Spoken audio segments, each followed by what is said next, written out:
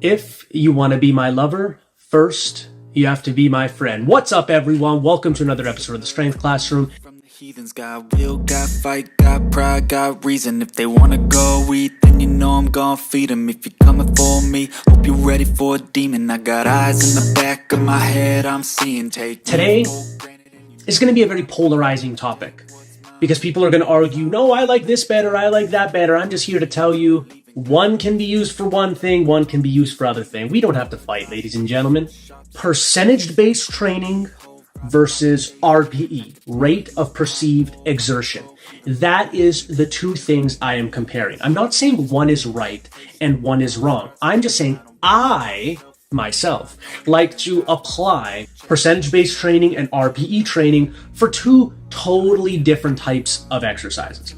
So let's start off with percentage-based training. A lot of programs are based on percentage-based training. 5-3-1, conjugate method, just normal powerlifting programs, things for athletes. There's just one drawback. It doesn't take into account how you feel that day. So let's say you didn't get a good night of sleep, you're really busy with work, you've been training too much, you're a tad bit overtrained, or you were overreaching on your training. Percentage-based programs really, for the most part, don't take that into account. Bad ones anyway.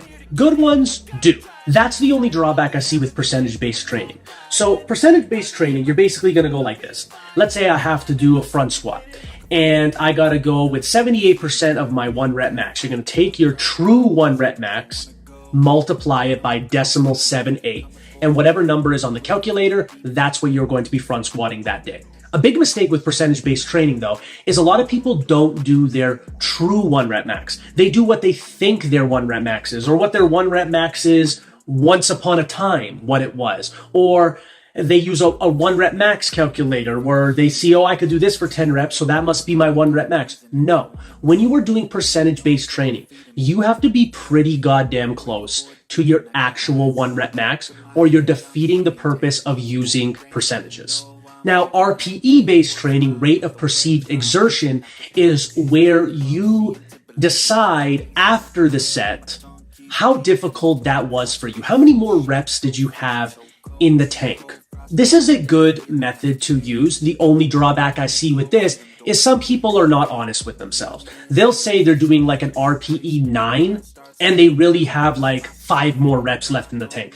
Just because the bar speed decided to slow down a little bit doesn't mean that the RPE exponentially goes through the roof. That's why I don't like RPE training as much with big compound movements. I find RPE training is better for more advanced lifters and athletes because they have a better gauge on how far away they were from failure. Now let's compare the two and where they can be beneficial in different areas of your training routine.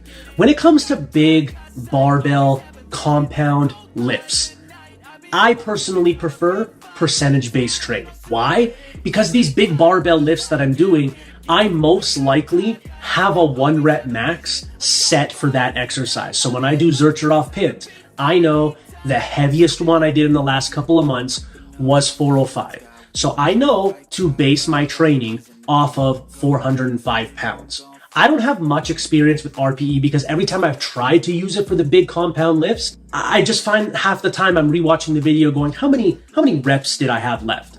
But I don't want to base my training based on what my training looked like on videos, because anyone that's ever filmed themselves knows most of the time the weight moves better when you watch yourself on camera than how it felt.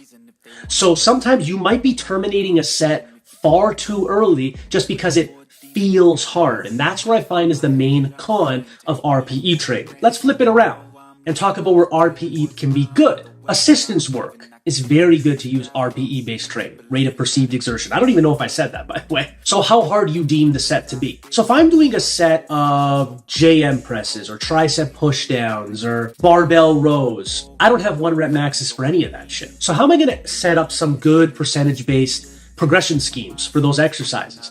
I really can't. It's hard to do because I'm not going to tricep push down a 1 rep max. I'm not going to attempt to do that. That's stupid. That's where you are going to see, hey, how hard are these sets going to be?